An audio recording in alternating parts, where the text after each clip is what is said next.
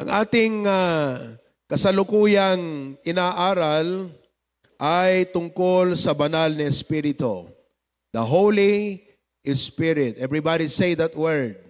The Holy Spirit. There are three persons in the Godhead. Namely, the Father, the Son, Jesus Christ, and the Holy Spirit. Marami po tayong mga naririnig na aral tungkol sa ating Ama, our Heavenly Father, loving Father, providing Father, guiding us, protecting us, our Father. Marami tayong aral na naririnig tungkol sa Panginoong Hesukristo. You know, that Jesus Christ came to earth, born of a virgin.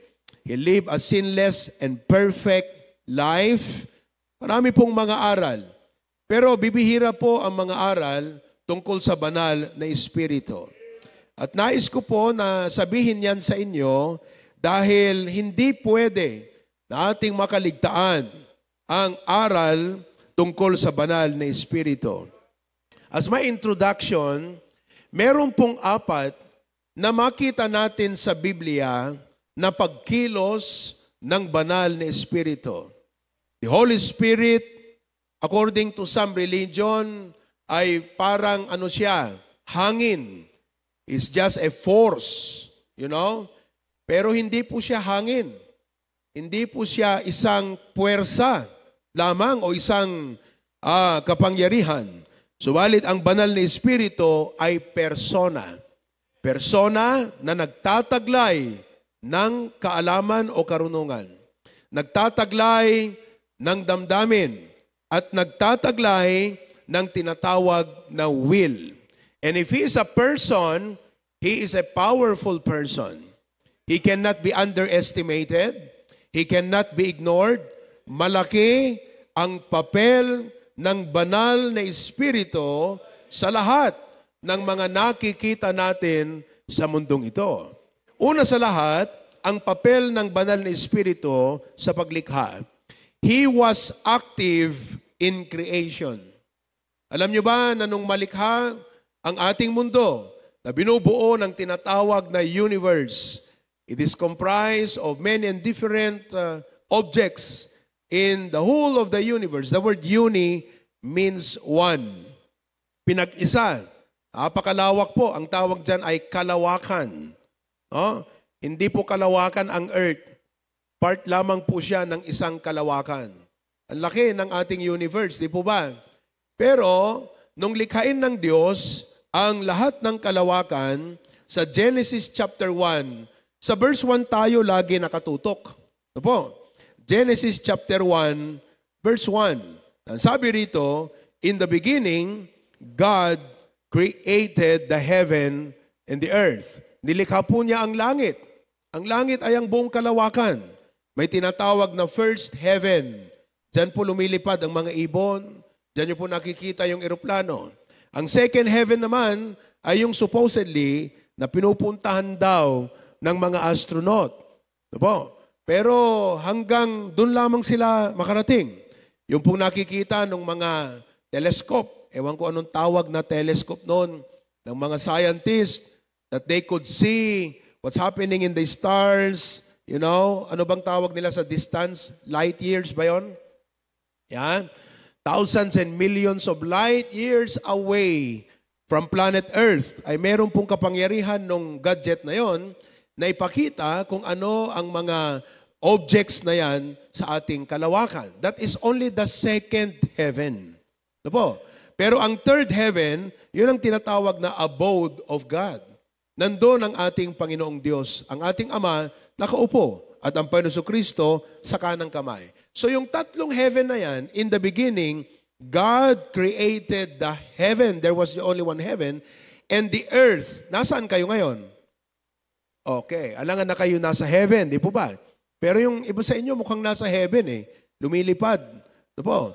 So, God created the heaven and the earth. Yan lamang po nababasa natin. But if you look at verse 2, and the earth was without form and void, and darkness was upon the face of the deep. Now watch the next part. It says, and the Spirit of God moved upon the face of the waters.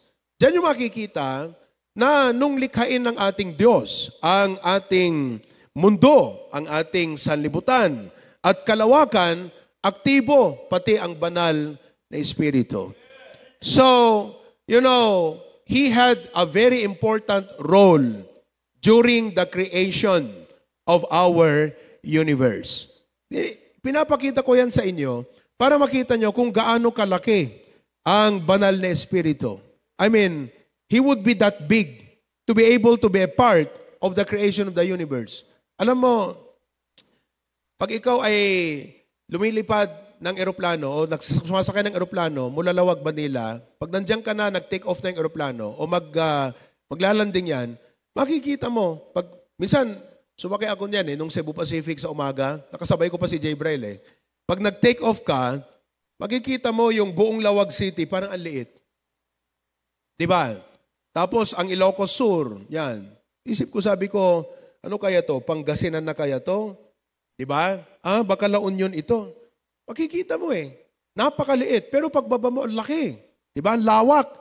So ibig po sabihin, kung ang banal na Espiritu ay kasama ng dalawang persona, ang Ama at Banal, ang Jesucristo, sa paglikha, mga kapatid, He must be great. He must be very great and very big. So that today, as we study about the Holy Spirit, we are not talking about a small person. We are not talking about a little guy. We are not talking about an insignificant. Hindi po siya yung parang walang katuturang pag-usapan. Hindi po siya yung parang walang kakwenta-kwenta pag-usapan. Na kung sa una ay parang hindi tayo naiinteresaduhan. Napakinggan, kilalanin, pero kung inunawa mo, nakasama pala siya sa paglikha ng mundong ito. Napakalaki pala ang banal na Espiritu, mga kapatid. Ang kanyang persona, ang kanyang kaalaman, ang kanyang pagpapasya o kanyang will, ang kanyang pagiging personality ay napakalaki, so that you and I should be interested to know about Him. Even more interested than knowing ang katauhan ng ating presidente or even ang katauhan ng mga kandidato na mga susunod na kandidato na presidente ng Amerika. I mean, let's talk about a great person here, a big person here, bigger than your boss, bigger than any person on planet Earth. That is the person of the Holy Spirit of God. Not only that He was active in creation. So nakita nyo na, ang papel at ginampanan ng Banal na Espiritu sa paglikha. Pero itong mismong Biblia na hawak niyo ngayon, yung mismong libro na hawak po ninyo ngayon, itong Biblia na aking hawak ngayon, na tinuturing na hanggang ngayon, the best-selling book on planet Earth, the most controversial book on planet Earth, the most attacked book on planet Earth. Nang nilalaman nito ay tungkol sa ating Panginoong Jesucristo, ng pinaka-focal point at central message ay ang Panginoong Jesus at ang kanyang mga tagasunod ay tinawag na mga Kristiyano, na ang pananampalatayang Kristyanismo ay inaatake hanggang ngayon.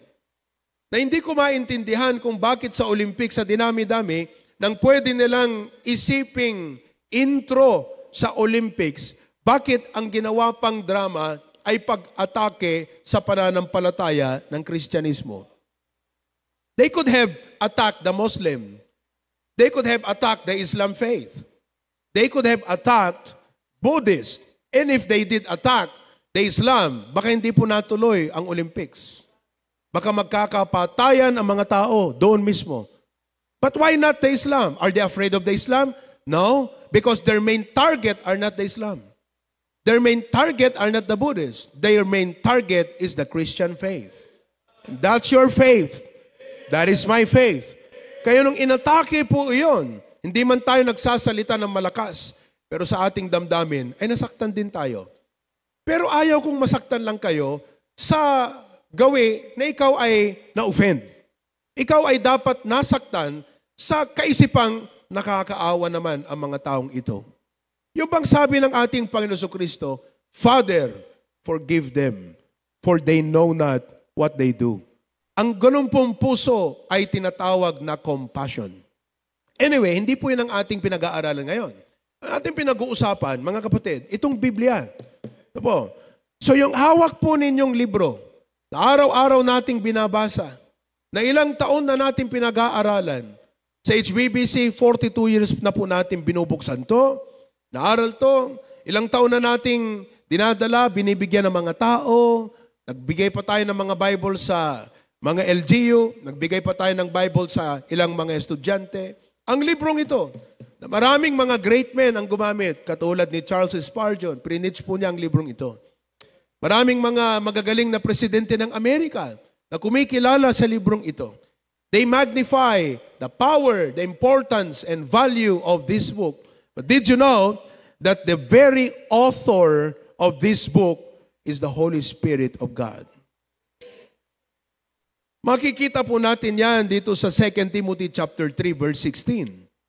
Ang sabi, all Scripture is given by inspiration of God. Ang salita pong inspiration ay galing sa Greek word na theopneustos. Dalawang salita po yan sa English nang ibig sabihin God-breathed. Galing sa Diyos. Parang nung nilalang po niya ang tao, God breathed on its nostrils the breath of life. Pagkatapos po niyang ma-form yung katawan, ay binigay po niya sa tao ang kanyang kaluluwa. Matinding kapangyarihan po yon. God breathed on His nostrils. Ito po ang nostrils natin. The breath of life. At pagkatapos po niyan, ang sabi ng Bible, man became a living soul. Now, in the same manner, when this Scripture was being formed, made, and created, ang sabi ng Bible, that God, the Holy Spirit, breathed the words of this Scripture.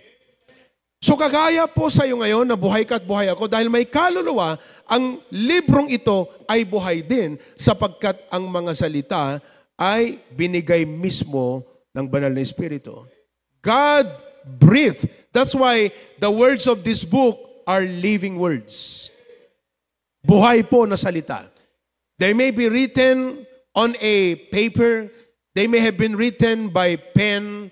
Nung araw, gumagamit po sila ng mga feathers.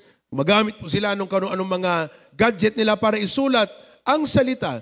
Subalit po, ang salita at ang mensahe, ang diwa, and the very words, the message, the very thought, and the truth of this word are living word. Kaya wag po ninyong basahin lang ang libro. Kaya ito po yung isang dinidevelop nating disiplina dito na pag binuksan yung Bible ay parang wala lang. Pag pumunta kayo sa church at nag-preach ang pastor ay parang wala lang. Galing ba kayo sa isang mas honorable? Galing ba kayo sa mas honorable na trabaho kaysa sa church? Na parang pagpunta nyo rito ay parang you just came to relax. You just came na parang magtambay. Mga kaibigan, mga kapatid, gusto ko maunawaan nyo, hindi po kayo galing dito sa taas na bumaba sa church. Galing kayo sa mababang mundong ito at umaakyat sa church na ito. Una sa lahat, hindi kayo makakapasok dito pag hindi kayo umakyat. May hagdan tayo eh. Talagang pag pumunta ka sa HBBC Main Sanctuary, umaakyat ka talaga. Pero hindi lang po sa literal na ganyan. You've got to have a mindset that when you come to church, you are coming to a great, wonderful institution. You're listening to a great and wonderful Word of God. Change your mindset. Huwag po kayong pumunta rito na may yabang. Huwag po kayong pumunta rito na para bang galing kayo sa isang mas magaling pang profesor, kung sino mang instructor yan o profesor yan sa eskwela nyo. Natuturuan ka lang na galing ka sa unggoy. Natuturuan ka lang ng mga worldly philosophy. Tuturuan ka ng mga success story ng mundong ito. Wow na wow ka, old na old ka. Mga kapatid, ikaw ay talagang manghang-mangha. Pero pagpunta mo sa church, parang wala nang kamangha-mangha sa iyo ang salita ng Diyos. Dapat kang manalangin. Dapat palitan ng Panginoon ang mindset mo. At dapat ang panalangin mo, oh God, help me to see the wonders of your word. Help me to see that. Because this word was given by the Holy Spirit of God. At yan po ang gusto kong maramdaman natin. That's why we are exercising this kind of discipline. Nang iba sa inyo, mga kapatid, ay parang Ewan ko ba, sa tagal nyo na, masyado na kayong familiar, ewan ko ba. Pero sana maging ehemplo tayong mas matagal sa mga mas nakakabata. Sa pananampalataya.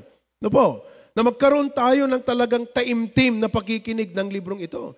Sapagkat yung palang author ng librong ito ay siya ring kasama nung likhain ang mundong ito. So the greatness of the Holy Spirit is seen by His activity in creation and in the making of the Scripture. Paano po ginawa ng Banal na Espiritu yan? In 2 Peter chapter 1, verse number 21, ganito ang sabi, "For the prophecy came not in old time by the will of men." Hindi po ito kathang isip ng tao. Ano po? Hindi po kathang isip ng tao ito. Not by the will of men.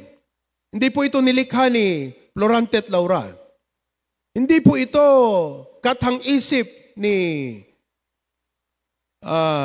pangalan nung poet na yan? Shakespeare. Kayo, nag-aral ng college, akala nyo kung sino kayong magsalita. According to William Shakespeare. Sino ba yung William Shakespeare na yon? Poet yon. Oh, matalino. Pero mas mangha ka ba kay William Shakespeare kaysa ang Banal na Espiritu? You check your faith. Hindi ko sinasabi, mga kapatid, na wag nating bigyan ng respeto ang mga poets na ito sapagkat talagang they had developed their skills and ability so that people were after them. Pero mga kapatid, wag ho tayong pumunta sa church na mas manghapa tayo kay William Shakespeare kaysa yung salita ng Diyos. Wag ho tayong pumunta ng church na mas namamanghapa tayo sa mga magagaling na lecturers na wala namang biblical basis kaysa ang salita ng Diyos. I'm not trying, mga kapatid, na parang iliitan ang ating mundo. Ito lang po ang salita dyan. You either have a choice to go with the usual and universal or you can be radical. Yun po yun. You can go with the usual and universal or you can go the radical way. The usual and universal, parang nung Friday night, kasi Bibliang pinag-uusapan, tinalakay ko po yung kahulugan ng tinatawag na success. Opo, the usual and universal idea of success is measured by possessions. Whatever those possessions are, you have a house, you have money, you have car, you have a degree. That's what you call possession. That is the usual and universal idea of success. But the Bible is radical. Ang ibig pong sabihin ng radical is above the usual. Hindi katulad noong popular. Ito yung trending. Ang Biblia hindi. Iba siya. That is why I'm trying to show you, mga kapatid, na we can be impressed with the world wisdom, with the usual wisdom of the world. But mga kapatid, do not come to church na sobrang impressed ka sa usual and universal that your heart is not interested to even open this book. Sabi ko, buksan ang Biblia, hindi ka magbubukas. Basahin natin, hindi ka magbabasa. Nagpipreach na ang pastor, parang walang katuturan yung katotohanang ipinapahayag. Samantalang pag nandun ka sa eskwelahan, pinag-aralan ng arithmetic, ang algebra. Grabe, tutok na tutok ka. Yung iba, tulog na tulog. Dahil ang hirap ng math na yon. Pinag-aralan ng literature, pinag-aralan ng English. I mean, listen, whatever you get in school is just a tool. This is the truth. Naunawaan niyo po yan, mga kapatid? Kaya, alam niyo why the church is losing its influence in the world today? Because Christians are not willing to be radical. No, they're not. Kaya wala po tayong asin sa mundo ngayon. Alam niyo kung kayo, teacher, nagtuturo ng English, why not gumamit kayo ng mga Bible verse? Yan ang pag-aralan niyo sa yung mga, kung ano-ano yan. Figure of speech, part of speech. Get it. Subukan niyo yan, mga kapatid. Inuulit ko. Alam niyo kung bakit ang church ngayon Sa dinami-dami ng opportunity, mga kapatid, pag pinag-usapan ng opportunity, very ripe ang tao ngayon eh. Hindi ko katulad nung araw ng hirap kausapin ng tao tungkol sa Biblia. Nung panahon nila Pastor John, nagsisimula, 1980s. Nung panahon nila Pastor Amayo, 1960s, 1970s. Talagang inuusig po ang lahat ng may humahawak sa Biblia. Lahat ng mga ngaral, ang tawag po dyan, kulto. But the religious and spiritual landscape of our province was changed. Na-neutralize ang lahat ng mga negative influencers at influences na yan. Kaya't ngayon, tignan nyo, nung lunes ba yon? Nung mag-preach ako doon sa LGU, ano ang message ko sa LGU? Prayer. Usual bang nananalangin ang mga tao? Hindi.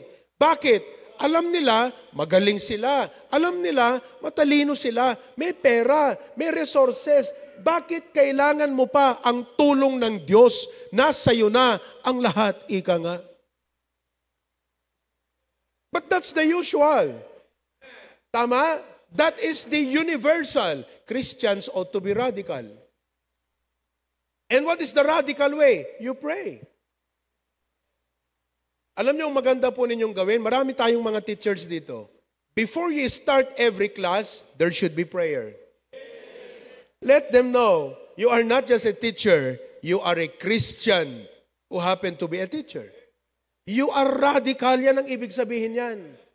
Oh, palagay ko yan ang dapat maiwan sa inyong mga isipan ngayon.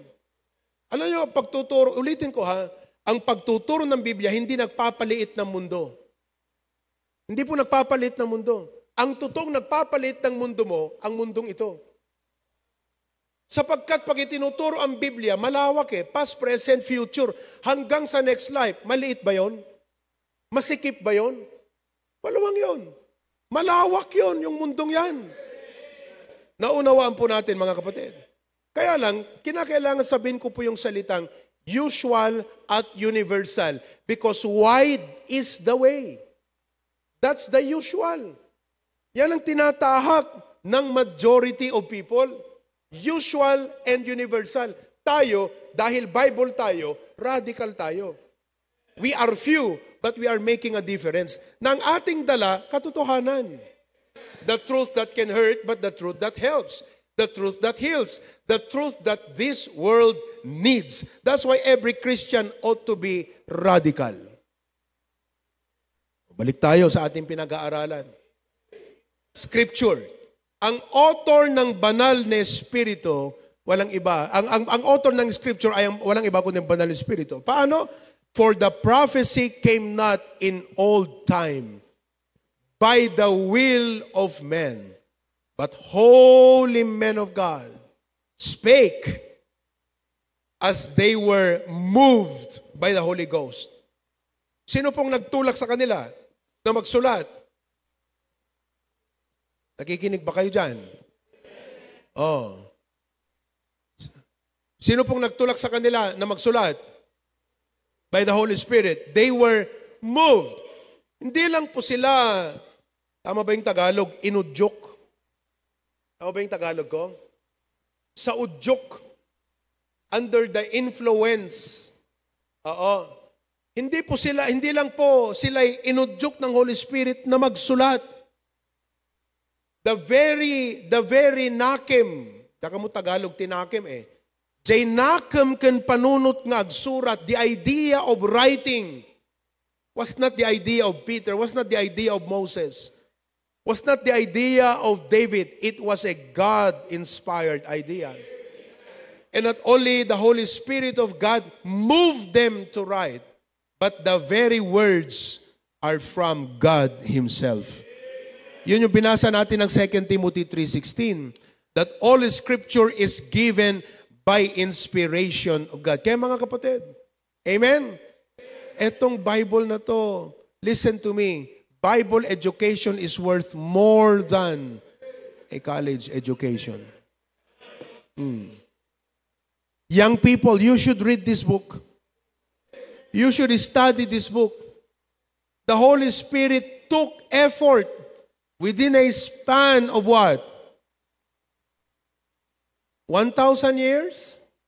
2,000 years, the Holy Spirit took the effort to finally give the revelation of God about Himself to men through this book. That's why we should never ignore this book. We should never take this book lightly. Turuan natin ang ating mga anak na igalang ang Bibliang ito. Not worship the book, but regard the book. Hindi po natin sasambahin ito. Baka mamaya ilalagay nyo yan sa bahay nyo. Luluhod kayo doon. Gaganong-ganong kayo. That's worshiping the book. What I'm saying is you regard the book. And each of you should have a book. Alam ko may mga Bible sa iPad. Alam ko madaling hanapin ang verse sa Google. But you need to have a book. You need to have a Bible. Naunawan nyo yan? You know, technology should not replace this book. Kasi kung may cellphone ka, nandyan ang Bible mo. Nandyan ang marami. Iba-ibang nandyan. Pero pag libro, Bible, iba eh. This is a book. This is a library of many books. Ang mahal nga bumili, yung mga magulang katulad namin, bumibili tayo nung, ano ba yung, Groliers ba yun? Yan sa Robinson, may nag-display noon. Bumibili tayo niyan, ang mahal-mahal. Pinuhulugan pa natin. Naka-display lang, hindi naman binabasa. Diba? So, let us teach our families, let us teach our children to regard this book, okay? It was authored by the Holy Spirit of God. Number 3, not only makita natin ang papel at role ng Holy Spirit in creation, in making the Scripture, but also number 3, the Holy Spirit is active in our salvation. Sino po sa inyo dito ang ligtas? Merong 100% na sigurado pag namatay, ay sa langit ka pupunta. Taas ang kamay. Very good. Okay. Alam mo ba, na nung ikaw ay kinakausap ng isang kapatid sa pananampalataya, at ipinapaliwanag sa iyo ang plano ng Diyos, paano maligtas ang taong nagkasala at nahulog, ang banal na Espiritu ay kumikilos sa iyo noon. Opo, ang sabi ng John chapter 16 verse 8, and when He is come, He will reprove the world of sin and of righteousness and of judgment. In fact, ang banal na Espiritu, ang siyang nagtanim ng pananampalataya sa iyo. Hello? Itinanim po niya ang pananampalataya sa iyo, and you had a choice to actually let that faith influence you to trust Christ or to remain in unbelief. Unawain niyo pong maigi yung aking sinabi. Okay? Nung pong ikaw ay kinakausap ng isang kapatid sa pananampalataya, ang Holy Spirit ay nagtanim ng pananampalataya sa iyo. And you had a choice to either allow the influence of that faith for you to trust Christ or to remain in unbelief. Naunawaan po ninyo? Medyo hindi. Medyo hindi nyo masyadong nai-relate sa inyong buhay. Okay. Ako po'y may talento na tumugtog. Saan po galing yung aking talent? Hello? Saan galing yung aking talent? Sa akin ba? Did I manufacture my talent? Did I create my talent? Saan galing yung aking talent? Sa Diyos. You did not manufacture that faith in the same way. When you were listening to the Word of God, kumikilos ang banal na Espiritu sa iyo, tinatanim niya ang pananampalataya sa iyo. Kaya nung sinabi mo, Panginoong Jesus, tinatanggap kita bilang aking tagapagligtas, tuwang-tuwang banal na Espiritu. Sapagkat finally, you allowed that faith to influence you. Pero kung pinuntahan ka ng soul winner, pinapaliwanag niya sa iyo yung plan of salvation, pero hindi ka nakikinig. Yung pang ikaw yung tao na parang may nagbenta sa iyo nang hindi ka interesadong bumili. Nandun yung Holy Spirit, nandun yung soul winner, Oo ka lang ng oo kasi gusto mo na makauwi. Sumama ka na rin sa panalangin kasi gusto mo na lang siyang makauwi. Hindi talaga nangyari sa puso mo ng iyong pananampalatayang itinatanim ng Holy Spirit ay inimpluwensyahan ang pagkapersona mo mula pag-iisip, mula pandamdamin, at mula sa iyong will na sana ay sinabi mo, Lord Jesus, I trust you. I understand that you are the way, the truth, and the life. I understand that I cannot be saved by my works. I understand that no religion can save me. I understand that I am a sinner, I'm separated from God. I understand that I'm going to hell. And I understand that you died to pay for my sin. Inilibing ka at nabuhay muli. And now I trust in you. I receive you as my Savior. Hindi mo basta nasabi yun on your own. Talagang kinonvict ka ng Holy Spirit nun. Nangyari ba yun sa inyo? Sapagkat pag hindi, baka kaya hindi ngayon kung bakit ganyan ka, na ang kausap ko parang walang pananampalataya. Parang walang kabuhay-buhay. Sapagkat naniniwala ako na pag ang isang tao ay sadyang totoong sumampalataya sa Panginoong Hesukristo, may buhay na pananampalataya at ang sabi ng Bible, as newborn babes, desire. Bakit kaya nakaupo ka dyan, pero parang walang desire? Alam mo kung bakit? Baka hindi ka totoong tumanggap sa Panginoon. Sumama ka lang sa prayer dahil natakot ka kay Pastor Jun nung sinabi niya sa'yo. Nagulpi ka sa kanyang boses. Lakas ng boses ni Pastor Jun kaya. Pag nag-soul winning yan, parang kung yan ay nagtitinda, mapapabili ka na lang eh. Lakas ng boses. Nadala ba kayo sa lakas ng boses? Nadala ba kayo doon sa kaiyak-iyak na parang istorya? Nadala lang ba kayo sa takot ng impyerno? Naunawaan nyo ba ng totoo yung ebanghelyo? Naunawaan mo ba ang katayuan mo? Naunawaan mo ba ang kalagayan mo? Naunawaan mo ba kung sino ka at kung bakit kailangang mamatay si Jesus sa krus upang maligtas ka? Naunawaan mo ba lahat yan? Sapagkat hindi ka pwedeng magkaroon ng pananampalataya na hindi mo naintindihan. Mananampalataya ka ba kay Kristo na hindi mo siya naunawaan? Ang tawag dyan, pag sumampalataya ka, pag tumanggap ka kay Kristo na hindi mo naunawaan, ang tawag dyan, professing believer.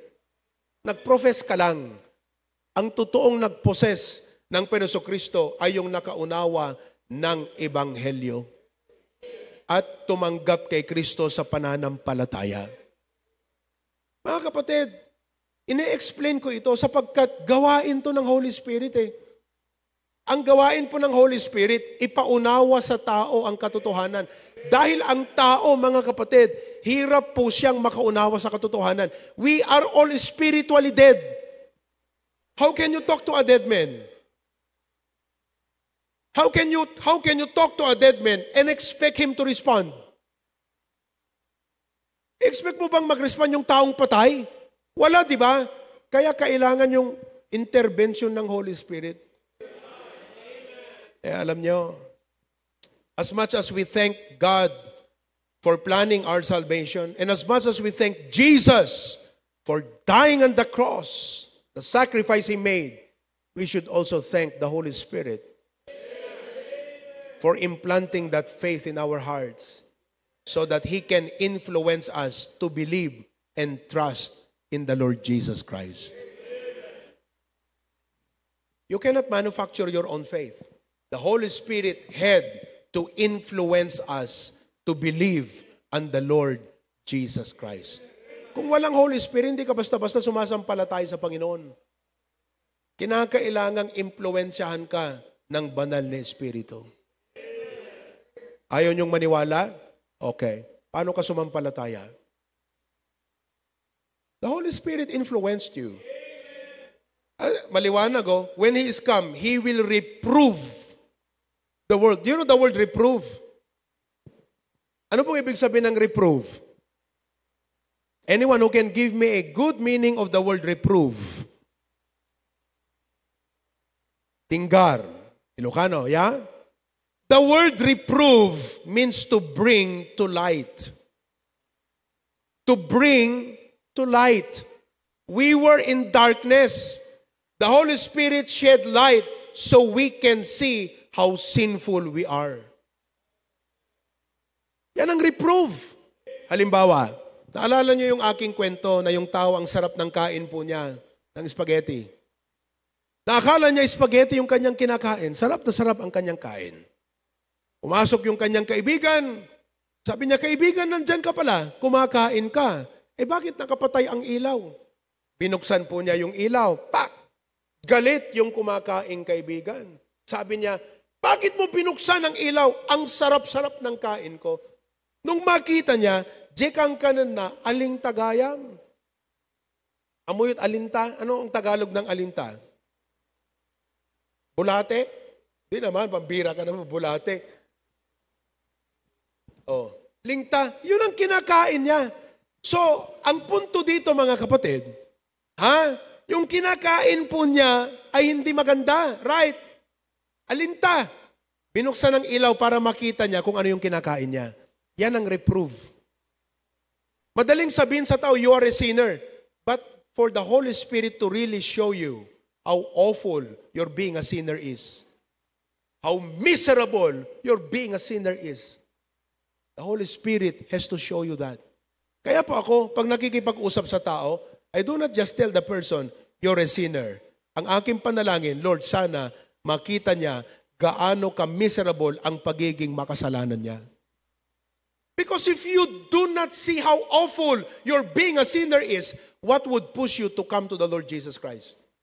Kung hindi mo alam na may sakit ka, ba't ka pupunta sa doktor? Yung iba nga sinasabihan mo, magpa-check up ka, parang napapansin ko, ganyan. Ay hindi, maganda pakiramdam ko. Hanggat walang maramdaman. Nung naramdaman niya, bakit pag natutulog ako sa gabi, parang may acid na umaakyat dito? Bakit pag naglalakad ako, sakit na ng aking dito? Pag-apak kong ganyan, pa-check up nga ako. Doon niya ngayon naramdaman, may kalagayan siyang hindi maganda, kaya lumapit sa doktor. Pero sabihin mo sa taong feeling niya, malusog siya, sabihin mong may sakit ka, hindi lalapit sa doktor yan. Totoo yan.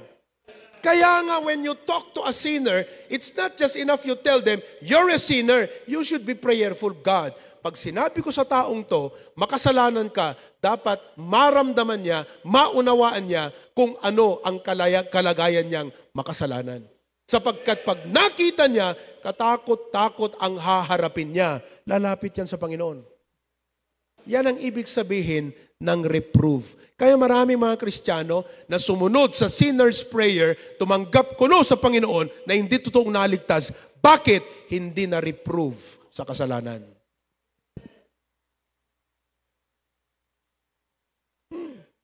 Do you know what is the prerequisite of repentance? Conviction of sin. Bakit marami mga Kristiyano paulit-ulit ang kasalanan? Hindi na ko-convict eh. Kaya hindi ka naghahambol, kaya hindi ka nagsusorry, kaya hindi ka lumalapit sa Diyos nang may pagpapakumbaba. Dahil hindi ka nakukonvict na kasalanan yung ginagawa mo at nasasaktan ng Diyos sa ginagawa mo. Yan ang trabaho ng Holy Spirit to reprove. Pino mo yung absent ka ng Sunday, okay lang? Hindi ka ba na-convict? Tapos pag pinins ko rito, offended ka? My goodness. Parang wala kang Holy Spirit Kasi pag nag-preach ako rito, sabi ko, kayong mga absent, dapat yan na naman, tatamaan na naman. Alam mo kung sino pinakikinggan mo? Sarili mo eh. Kasi kung nag-preach ako rito, kayong mga absent na hindi nyo pinapahalagahan ang church service. Oh Lord, sorry. Hindi ka pala natutuwa sa aking buhay. Pag ganun sanang isip mo, ibig sabihin, nakikinig ka sa Holy Spirit. Yan po yung salitang reprove. Naunawaan po ninyo? To shed light in darkness. He will reprove the world of sin and of righteousness and of judgment. Kaya salamat na lang, no? Nung tayo po'y kinausap ng soul winner, naunawaan po natin ang ating katayo ang makasalanan and we trusted Christ as Savior. That's why the Holy Spirit is a very active person. He was active in creation. He was active in the making of the Scripture. And number 3, He was active in our salvation. Number 4, He is active in the believer's life.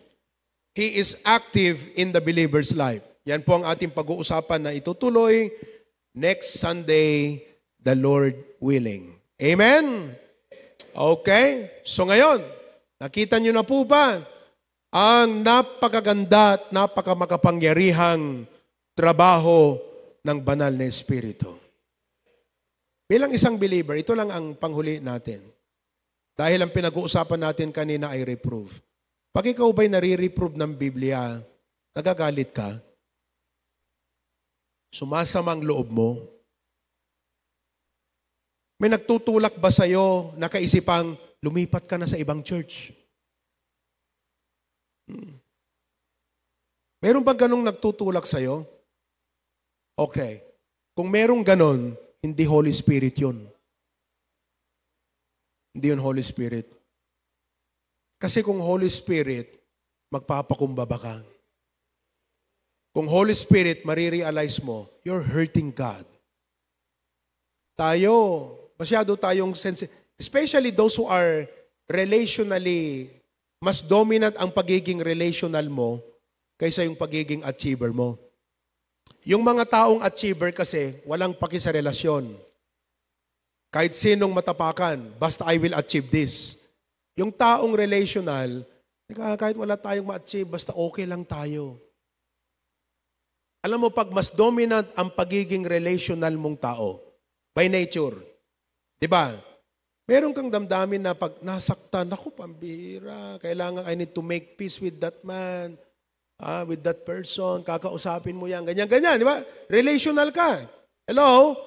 Okay. Dahil ang ating pananampalataya sa Diyos ay relationship. Dapat nararamdaman mo rin yan. Biruin mo yung pumunta ka dito sa church, umuwi ka ron, nakipag-inuman ka, di ka man lang kinonvict ng Diyos. Kung anak ka ng Diyos, nang-convict ka dapat eh. Nahihiya ka na dapat sa sarili mo, sa harapan ng Diyos, na tinawag mong sarili mong Kristiyano, na tumanggap ka kay Kristo, nakikipag-inuman ka pa. Nahihiya ka na dapat eh, sa Panginoon. Pero ano? Nakikipag-inuman ka pa rin. Punta mo sa church, magpe-preach ang pastor, galit ka pa. Save ka? Save ka? Naunawaan niyo mga kapatid? Dahil kung totoong save ka, may Holy Spirit ka. At pag pinreach yan, salita ng Diyos, ang nakikita mo hindi si pastor lang. Kaya nga yung ibang mga Kristiyano, wag po lang kayo kasi nakatingin sa akin. Sabi nga nung araw walang personalan, trabaho laang. Bato-bato sa langit ang tamaan kahit magalit. Ang pikon ay laging talo. Pero ngayong may Kristo ka, ngayong may Holy Spirit ka, pambihira, pag pinag-pray mo, Panginoon, ayokong makakagawa ng bagay na malulungkot ka. Pag ganyan ang prayer mo, next time na makita mo yung mga kainuman mo, ayaw mo nang umupo dun eh. Oh, totoo yan. Ayaw mo nang umupo dun eh. Oh, maduduwal ka na sa mere amoy ng alak. Para ka nang nagdadalang tao eh. Anong nangyari? You are transformed by the Holy Spirit of God. Many of you should be transformed by the Holy Spirit of God. And as I say this to you, I first said this to myself because in my life, is still a lot of things that must be transformed. But here, I'm preaching to you today, you must be transformed by the Holy Spirit of God. Panalangin ka dapat, Panginoon, ngayong anak mo na ako, ngayong may Kristo na ako, ngayong may Holy Spirit na ako, ayokong gagawa ng mga bagay na mabibigo ka, mga bagay na masasaktan ka, mga bagay, Panginoon, na hindi ka maluluwalhati sa aking buhay. Sa kabilang banda, gagawa ako ng mga bagay na magbibigay puri sa iyo. Eh sabi ng Bible, di ba? Glorify God in your body and in your spirit, which are God's. Mga kapatid, nagsimula tayo sa doctrinal talk, nagtatapos tayo sa real talk. Akala nyo, ang mga social media lang ang may real talk. Dito sa pulpit, may real talk din yan, mga kapatid. Reality. Tagal-tagal na ng ibang mga Kristiyanong nag-a-attend ng church. Hanggang ngayon, may bisyo pa rin. Sabi niya, Kristiyano siya. Sabi niya, tumanggap siya daw sa Panginoon. Ba't walang pagbabago? Ba't hanggang ngayon ganyan pa rin? Kung ang makapangyarihang Diyos nakapaglikha ng langit at lupa, ang makapangyarihang Diyos ay nakapagbigay ng libro na sa loob ng 1,000 taon, 40 mahigit na tao, iisang diwa ng librong ito. Bakit hindi niya kayang baguhin ang buhay mo? Real talk. Alam mo kung bakit? Una, baka wala kang Kristo. Pangalawa, meron, pero hindi ka nakikinig. You're not walking in the Spirit of God. Mga kapatid, I say this as a preacher of the Word of God. Sana uuwi tayo, may pagbabago. Na hindi kayo natakot doon sa aking pananalita. Kung dinaramdaman nyo, oo nga, tama naman Panginoon. Alam nyo kahapon, as I close, may kausap akong isang kapatid sa abroad. Sabi niya sa akin, Pastor, umiiyak yung kapatid. Lalaki yun. Siga bago nakilala ang Panginoon Kristo. Siga yung kapatid na yun. Pero nakilala niya ang Panginoon Kristo. And his life was radically changed. Ibig sabihin, hindi na po siya katulad nung dati. Hindi na po siya katulad ng kanyang mga barkada. Radically. Hindi na yung usual. Radical change. Nabago po siya. 1 taon pa lang na kapatid natin sa pananampalataya. Alam mo sabi sa akin, Pastor, sabi niya, ang liwaliwanag ng mga pagpapaliwanag mo. Hindi nun ang liwaliwanag ng pagpapaliwanag. Pero ito ang punto ko, Pastor, sabi niya. Alam mo, lahat ng preaching mo tumatama sa akin. Pag tumatama sa akin, umiiyak ako sa Panginoon. Sabi ko, Lord, sorry sa aking pagkukulang. Paano kasi nag-preach ako nung Sunday about faithfulness? Hindi siya nakapag-attend ng church. Sabi niya, napakabuti ng Diyos sa akin. So nga, di i-preach mo, Pastor, dahil permi, nagsakit ti riknak, iti sarilik, iti imatang, iti apo, taapay nga nakayim imbag ti apo kanya, kat kas jayak kan kuana. Kastat panunot ti naisalakan. Hanga dete numatamaan, tiranak man ni pastoran, para kang unsaved. Para kang unbeliever. Ti puso tinaisalakan makonbiktar. Tama mga kapatid? Kaya sabi niya, Pastor, panalangin mo ako ha. Sabi ko, kapatid, mag-attend ka na kasi sa Sunday para tumigil na ang Panginoon sa pagkukonvict sa'yo dyan. Sa ibang bagay naman. Amen? He works in the life of every believer. And I know He's working in your life right now.